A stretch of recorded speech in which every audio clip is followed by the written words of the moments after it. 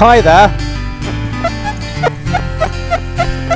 I'm here again, and you've all been so kind saying that you don't mind it all looking a bit samey, and it is jolly pretty up here. I mean, gosh, it's spoiling for scenery, it's spoiling for finds, but we really have been doing it a bit too much. So I'm going to give it a break after this one. It's been wonderful, but you can get too much of a good thing. That's really... That's quite wispy, believe it or not. I can't use my speaker and the earphones at the same time today because I've forgotten a lead. So it's only coming out through that. And I think it makes it sound a bit odder.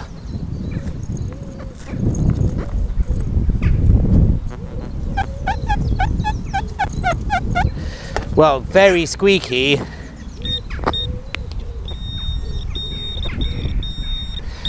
I've been asked why I don't detect amongst these trees a bit more. It's not a big patch, but it's full of cartridges. I imagine people have been pigeon shooting here for years and years and years in the evenings, and that's why.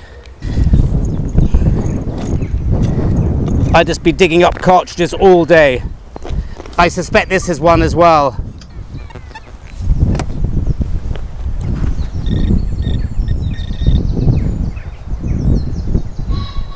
Nope, don't know what it is. Bit of bronze waste, and you know what I feel about bronze waste, it can only be good.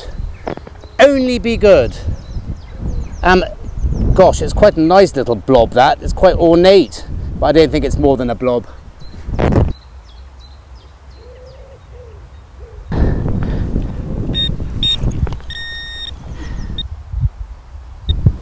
Well, that's jolly nice. It's a hammered coin. It didn't take very long. Brilliant. Now, I think I'm going to call this really early. I have never seen a cross like that, and therefore I'm going to say very early on that that is not a hammered English coin. This is a Continental copy, a Sterling imitation. I have no doubt. I've found a couple of these up here now, and I've done a video on them as well. So if you want to know all about them, I'll point you to that in the description below. They are fascinating things, and one of the ways you can tell is that the early ones didn't have crowns at all, so they couldn't be that confused with English coinage. More and more in the late sort of 14th and 15th centuries, I think, they started putting crowns on the rulers of these foreign coins to make them look even more like the Edward pennies they were supposed to be copying. And I'm sure that's one of them. This one's in beautiful condition. I'm absolutely thrilled. The cross on the obverse is always very English looking. It's got the pellets and the long cross, etc. That's the best one I've found to date, condition wise. That's really made my day. I don't care if I don't find anything now. I love these little coins. Hi there and welcome to headquarters. Well, I couldn't have got that more wrong. I really couldn't. But in my defence, just a couple of things. I put it on the detectinghub.co.uk, and it's not an imitation sterling. I'm not going to bang on about imitation sterlings today. I've already done a video on those. To recap quickly, as I said in the video, they were made to look like the Edwardian coins, but not exactly, so that they couldn't get into too much trouble, I don't suppose, because to the trained eye, they were very different, but to the untrained eye, they look very similar. Now, let's start quickly with just a normal Edwardian penny. It's got Edwardius or whatever it is around the outside. He's wearing a crown, and on the reverse, you've got civitas, and in this case, this came from my last video, Lincoln. Lincoln is the mint. Edwardian. Probably Edward I, Edward II, penny. Now, my coin. It's absolutely beautiful. I haven't really cleaned it, and I'm not going to. The patina's really nice on it. It's very dark, but it absolutely is mint. It's got a lovely crown. It's got a sort of portrait I didn't recognise as being Edward, but the cross on the other side looks very Edwardian. I didn't recognise any of the legends on either side. Plus, he had a very unusual mint mark, double stars, and also I couldn't read any of the writing on the obverse side either. There's a reason for that. It's because it was minted in Calais, so the C-A-L-A-I-S on one side, which I didn't recognise immediately, is because it's the Calais mint. And I think the double stars are Calais mint as well. He's also got annulets, little rings on each side of his neck. Now that is also what's called an annulet issue. It's not an imitation sterling at all. It's a real English coin. The detecting hub and the resident warlock that lives there immediately said it is a Henry VI annulet issue penny from Calais, and there it is, and there's my one next to it. The one I found is absolutely beautiful and in mint condition, and it's my fault because I didn't recognise it as being an English hammered coin. Look, unless you're a warlock, they are hard to identify. So I'm letting myself off, because if you look at this, I think this is Hugh de Chalon imitation, you'll see why I got confused. The legend on this one is completely alien to any English coin on both sides, because it doesn't mean Civitas London or the rest of it, and it doesn't say Henricus or Edwardius. It says all sorts of things which aren't either of those. Lots and lots of letters. In this case, probably whatever Hugh de Chalon is in whatever. He is also not wearing a crown. He's wearing what's called a chaplet of roses. And you can see on each side there's a little rose. So I got it wrong. Hands in the air, completely wrong. It was an English coin, but it's a really nice one. And in the condition that this one is in, I think very fine. You know, worth £100. So...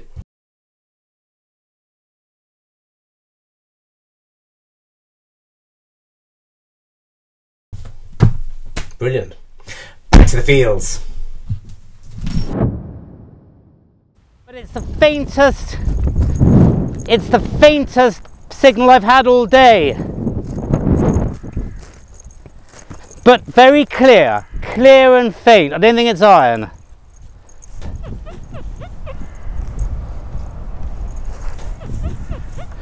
And it's still in that, but I think it is going to be deep. Getting fainter, if anything.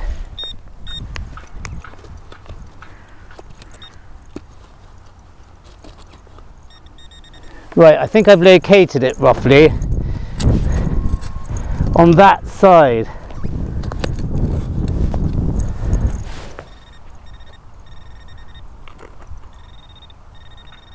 Yeah, definitely. I think it's going to be a rusty nail, I'm afraid now. It's nowhere near where I thought it was going to be originally. And I think iron can throw you slightly when it comes to pinpointing.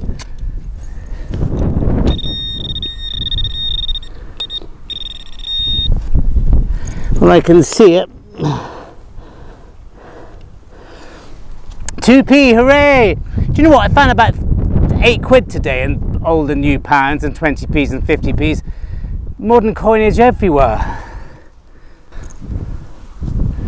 I'll pay for the parking. Well, this has been a long time coming. The speaker's not working very well because I've forgotten one of the chords, but it just sounded really foily. Nothing like that, slightly higher pitch, but really foily. I dug it anyway. And I can see it. I don't quite know which one it is yet, but it's a hammered coin.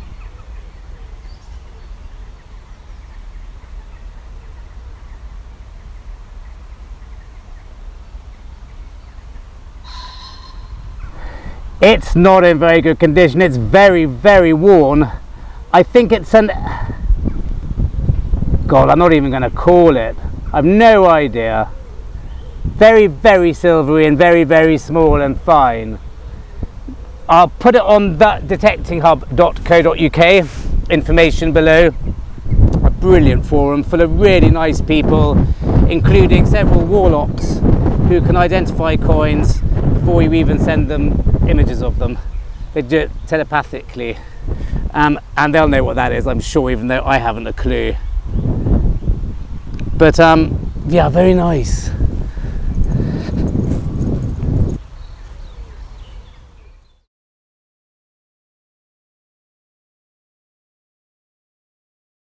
Well, it's been a pretty quiet day, but not a bad one, especially that fantastic hammered coin. I mean, I'm still can't stop thinking about that. I'm looking forward to researching it. I found a really lovely buckle, and a few strap ends and sorts, and also it's about £9 in modern coinage, which I never find. I know it's here, but I ignore it because I don't want to waste time knowing that it's modern coinage when I'm looking for old stuff. So I don't tend to bother. If it's a really dingy sand very close to the surface, I know it's money, and it is. I dug them today. So 1, 2, 3, 4, 5, 6, 7, 8, 9. Yeah, that's what I've just pulled out of my pocket. There's probably a few more in there. About £10. And I've got something here. It could easily be another coin. It's certainly quite clear sounding. I might dub some beeps in so that you can... There you go. The one is a modern technology. Well, it's a bit jumpy, I've got to say. It doesn't sound like one of those. Let's have a look.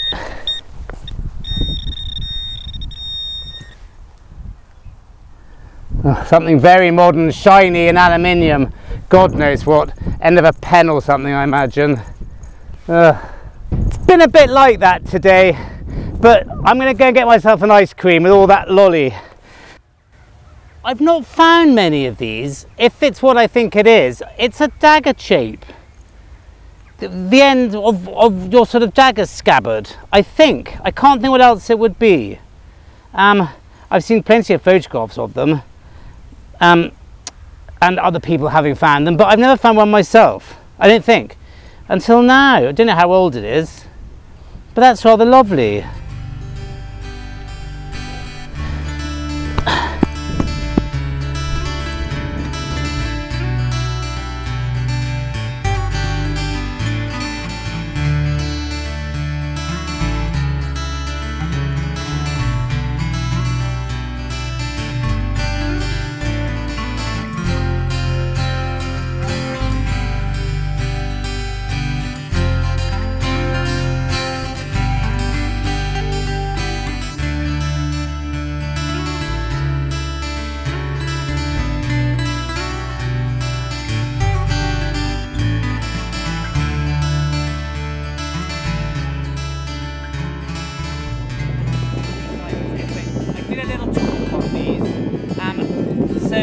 If you fancy learning about them, then well, I won't put it up there, I'll put it in the description.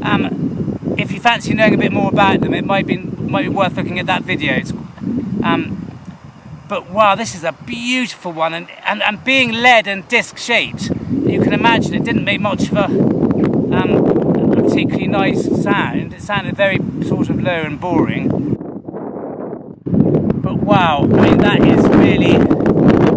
I can see the lettering, it's in absolutely mint condition. Hi there and welcome back again.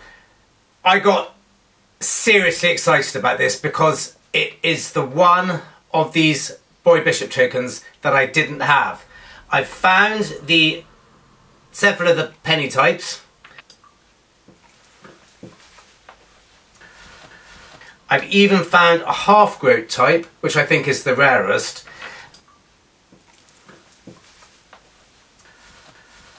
And now with the big one, I've got all three. I'm absolutely thrilled. So penny, half-groat, and the groat. They were made... Well, I'm not going to bang on about these either because I have talked about them in a video before.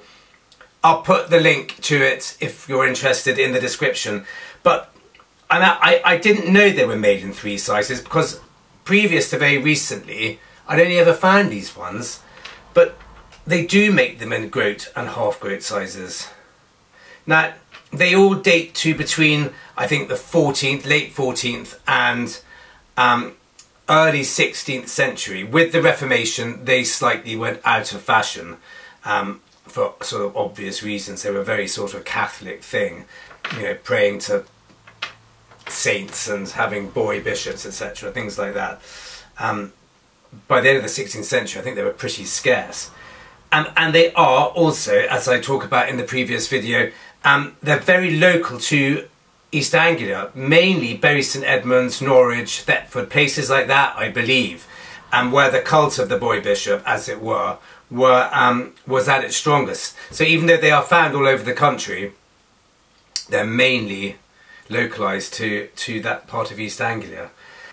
So brilliant, so nice to finish part of a collection, isn't it? And now I've done it, hooray!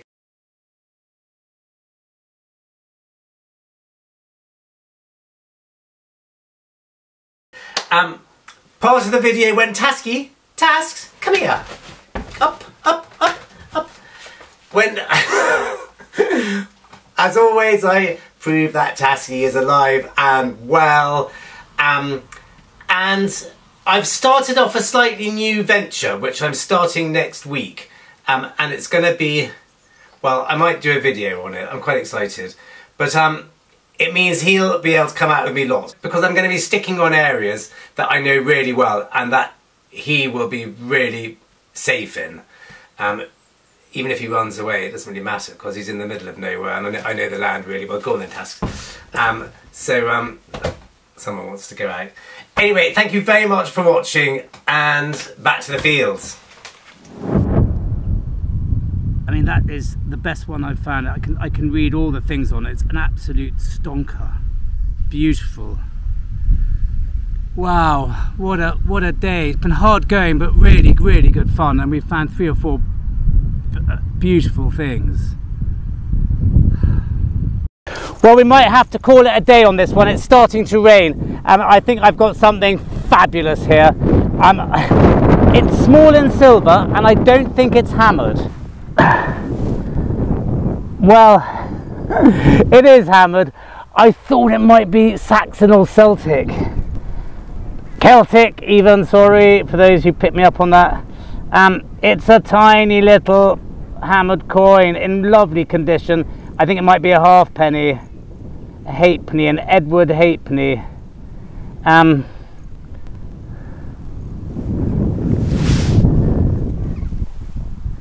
It's lovely. Oh, it would have been fantastic had it been Saxon or Celtic, but I'm not complaining with that. That's absolutely awesome. 3 hammers now, fantastic.